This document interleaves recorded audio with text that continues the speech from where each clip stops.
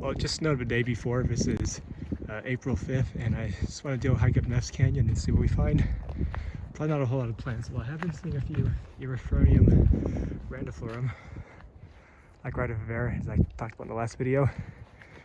Didn't realize any grew here, but I'm pretty pleased to see that. Also, this maple tree is about to undergo bud break, which is, again, pretty neat. It's like a bigtooth maple, Acer grandidentatum. Anyways, though, it's yeah, there's even at the bottom of the trail there's some snow that's not yet melted, so I imagine there'll be quite a lot at the top if I can make it. Look at that, that's the cutest Erythronium grandiflorum I think I've ever seen. It's just coming up through the snow like that, and it's so tiny. Like, I'll take my camera here and you can see my middle finger for comparison. Really cute shot seeing it just come up through the snow like that. It looks like a pretty small avalanche zone, which is kind of cool, but you can see the snow is quite bare up there, but it suddenly gets quite a lot thicker here. And if I dip my stick into this, check this out. All the way down to there, just up to my hip.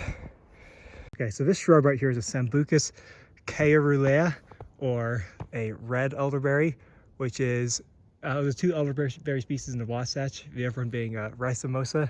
This one is found in lower elevations, while the other one is found at higher elevations. This one also has a quite large flat-topped inflorescence, but we can't see that right now because it's not flowering yet and hasn't even leafed out yet.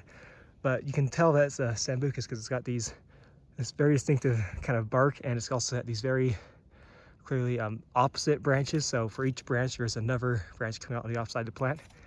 Anyways, I never tried the fruit before. I imagine it's fairly, I don't know, probably somewhat sour and unappetizing because that's what most of the fruits you'll find naturally are, but I can't say for sure because I never tried it. You see quite a lot of right here, and I've talked about this in a previous video a little bit, is Paxistima myrsinites, or mountain lover. It's a member of the family Asteraceae, which really only has, like, I believe one other member in Utah, which is only found in like St. George. It's a mostly tropical family, so that's not very unsurprising, although there's also the cultivated winter creeper that you'll find in Utah as well. Anyways, it's got opposite leaves, which seems to be a feature of the family pretty commonly, and it makes these pretty small red flowers when it starts to bloom. Yeah, that's a nice plant. It's a pretty common understory one in forest, and it keeps its leaves all year round. So that's yeah, another classic Wasatch evergreen angiosperm. Guess I can give some YouTube updates too at the minute. I'm definitely gonna be getting a camera today, although it won't arrive for a few more days. So hopefully you'll see a big increase in my video quality soon. I got about 3 subscribers now, exactly 3, and I think most of them are friends. So there's that. It's at least some of them are my friends. Anyways, I don't know, I'm pretty happy to see it though. I'll take it. I'm sure there'll be more in the future too. And aside from how cold it is, this is a really nice setting and a very nice day to be hiking out. Look at Mount Olympus up there. Ain't that grand? Okay, this is a bit of a disappointment, but I was trying to find some Cercocarpus alnifolius up here because I know it grows along the trail, and I believe this is the plant, but unfortunately I made an assumption here that the plant would be an evergreen one, but it's not. I believe it's actually deciduous. I'm pretty sure this is it because it's got these really short stalks on like look at a branch right here.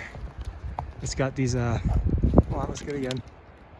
Right there, it's got these little short stalks in which the leaves are born. I believe that is characteristic of the plant, but yeah, I guess it turns out it's deciduous.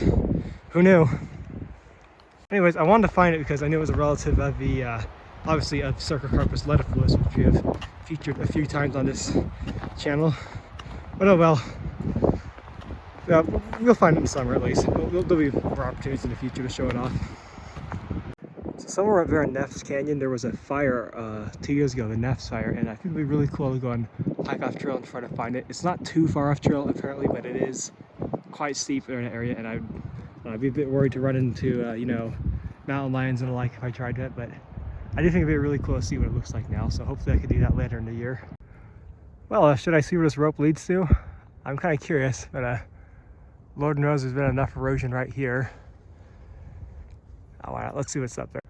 Well, that's kind of disappointing. I think it just goes up to these rocks so rock climbers can maybe get their way up there. Maybe. The view is kind of nice though, so where's that?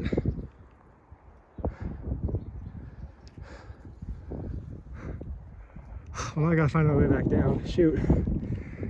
Alright, ignore that dog for a second. This is a little interesting. This is a Crepis species, not sure which, but it's got these very Seussian kind of leaves, which is really cool, I think.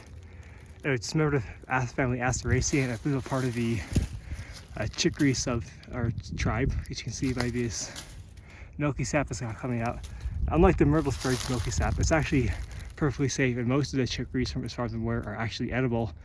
Like among them are dandelions, salsify, and a few others, and like the two of which I just mentioned are definitely quite edible.